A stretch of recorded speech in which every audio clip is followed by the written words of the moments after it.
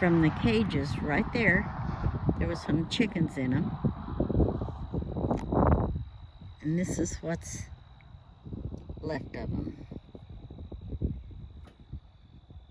See all the feathers?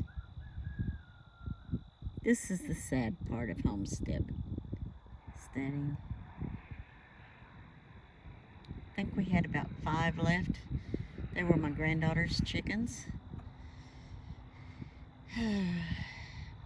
Coyotes, a bunch of them, come that close to the house.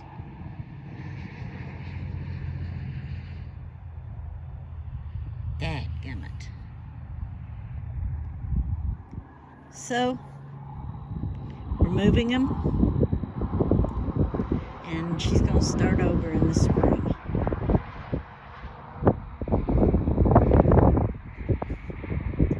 We'll see what happens, what kind she goes with. Not a good sight to wake up to.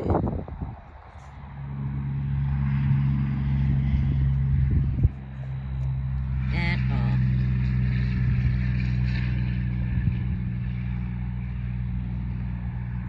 Hope everyone has a great day.